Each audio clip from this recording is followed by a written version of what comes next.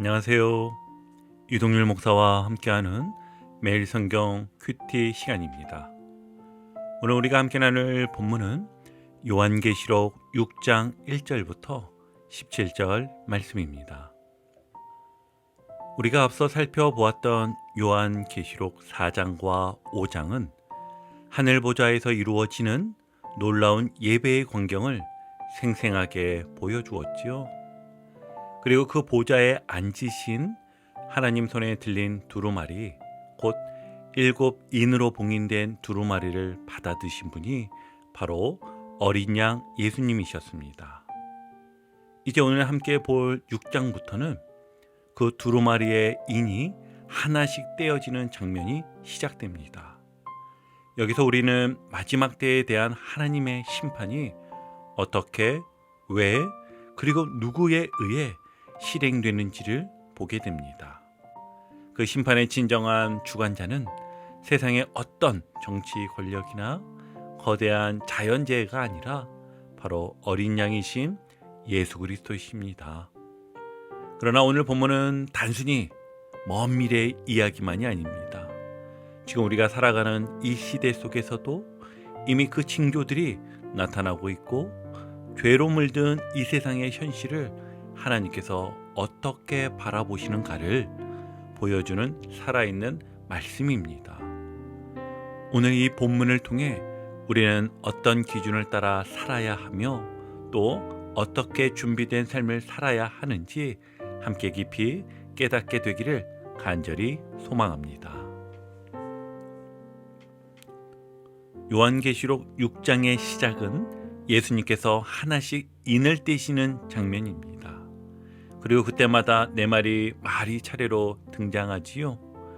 이것은 상징적인 환상이며 인류 역사 속에 끊임없이 반복되어 온 종말의 징조들을 우리에게 보여주는 모습입니다. 자, 첫째 인에서는 신말을 탄 자가 등장합니다. 많은 분들이 이 인물을 예수님으로 오해할 수 있습니다. 하지만 기억하십시오. 요한계시록 6장에서 예수님은 인을 떼시는 분으로 나타나기 때문에 신말을 탄 자는 예수님이 아니라 예수님의 흉내낸 가짜 구원자, 즉 적그리스도를 뜻합니다. 그는 면류관을 쓰고 활을 들었으며 이기고 또 이기려 한다고 표현됩니다. 참된 구원이 아닌 거짓된 복음과 위조된 승리의 메시지로 사람들을 미혹하는 존재인 것입니다. 그리고 둘째 인에서는 붉은 말이 등장합니다. 그는 땅에서 화평을 제거하고 사람들이 서로 죽이게 만듭니다. 이는 전쟁과 폭력, 사회 갈등과 분열을 조장하는 사탄의 세력을 상징합니다. 하나님을 떠난 인간의 세상은 끊임없이 충돌과 대립 속에 놓이게 됩니다. 셋째 인에서는 검은 말이 등장하는데요. 그 탄 자는 저울을 들고 있습니다. 한 데나리온의 밀 한 되라는 말은 하루 품삯으로 겨우 한 끼를 먹는 극심한 궁핍을 뜻합니다. 반면 감람유와 포도주는 해치지 말라고 하는데 이는 부유한 자들의 사치품은 그대로라는 의미입니다. 이것은 사회 안의 양극화와 경제적 불평등이 극에 달해 가난한 자는 더욱 힘들어지고 부유한 자는 더 풍족한 현실을 표현하는 재앙이지요. 그리고 넷째 인에서는 청황색 말이 등장하며 그 탄 자의 이름은 사망이고 음부가 그 뒤를 바싹 따릅니다. 흉년과 전쟁, 질병, 들짐승들로 인해 인류의 4분의 1이 죽는다는 장면은 너무도 충격적입니다. 이는 인류 역사 속에서 반복되어 온 재앙들, 곧 전염병, 대규모 기근, 전쟁 등을 종합적으로 상징하는 모습입니다.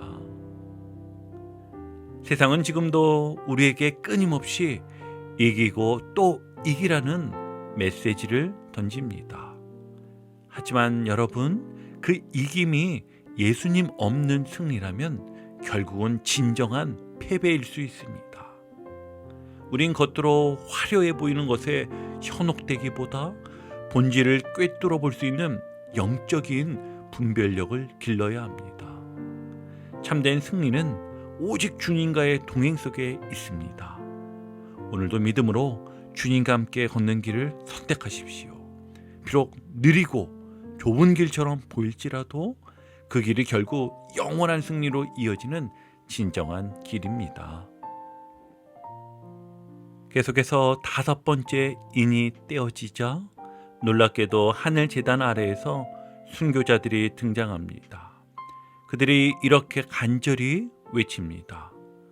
거룩하고 참되신 대주제여, 우리의 피를 갚아주지 아니하시기를 어느 때까지 하시려 하나이까. 이 장면은 단순히 개인적인 복수를 구하는 것이 아닙니다. 하나님의 공의가 언제 온전히 실행될지를 묻는 간절한 호소였습니다. 이들은 예수 그리스도를 증언하다 죽음을 맞이한 자들이지요. 사람들 앞에서 예수는 주님이시다라고 담대히 고백한 대가로 목숨을 잃은 이들입니다. 하나님은 그들에게 흰 두루마기를 입히시며 아직은 더 기다리라고 말씀하십니다. 왜냐하면 순교자들의 수가 아직 다 차지 않았기 때문입니다. 지금도 전 세계에서 많은 성도들이 믿음을 지키며 박해받고 있는 가운데 하나님의 인내는 여전히 계속되고 있습니다. 이 장면을 통해 우리는 하나님의 심판이 감정적인 분노가 아니라 지극히 정의롭고 절대된 공의임을 다시 한번 확인하게 됩니다.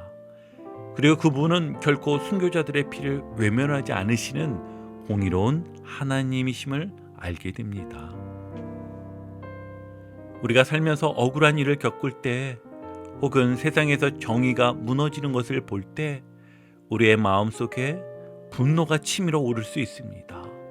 그러나 기억하십시오. 하나님은 지금도 쉬지 않고 일하고 계십니다.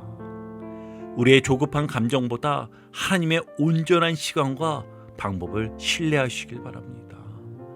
기도하며 기다리고 인내하며 순결한 양심을 지키는 사람, 바로 그 사람이 끝까지 승리하는 사람입니다. 주님은 우리의 침묵과 눈물까지도 모두 기억하시고 반드시 가장 선한 때에 응답하실 것입니다. 자, 계속해서 6번째 인이 떼어지자 상상할 수 없는 큰 지진이 일어나고 해와 달, 별들이 흔들리며 하늘이 두루마리처럼 말리고 산과 섬이 옮겨지는 거대한 장면이 펼쳐집니다. 이 장면은 단순히 거대한 자연재해가 아닙니다. 하나님께서 온 우주를 흔드시는 궁극적인 심판의 예고입니다. 이때 사람들은 극심한 공포에 휩싸여 이렇게 외칩니다. 우리를 보좌에 앉으신 이의 얼굴과 어린 양의 진노에서 가리라. 그들의 진노의 큰 날이 이르렀으니 누가 능히 서리요. 아멘. 이들은 지금까지 주님의 구원의 손길을 애써 거절해왔던 자들입니다. 하지만 그 진노 앞에 이르러서야 비로소 그분의 존재를 인식하고 두려움에 떱니다. 그러나 그때는 너무 늦었습니다. 이제는 피하고 숨고 싶지만 더 이상 도망칠 수 없습니다. 이 장면은 단지 심판의 공포를 보여주는 것이 아니라 우리에게 가장 중요한 질문을 던집니다. 너는 그날에 능히 설 수 있는가? 그날 담대히 설 수 있는 사람은 바로 오늘 이 땅에서 주님 앞에 바르게 서 있는 사람입니다. 여러분, 그날이 반드시 온다는 사실을 늘 기억하시길 바랍니다. 지금 우리가 살아가는 이 순간은 바로 준비의 시간입니다. 하나님 앞에서 우리의 믿음을 겸손히 점검하고 예배와 말씀 그리고 진실한 회개의 삶을 매일매일 실천하며 살아가길 바랍니다.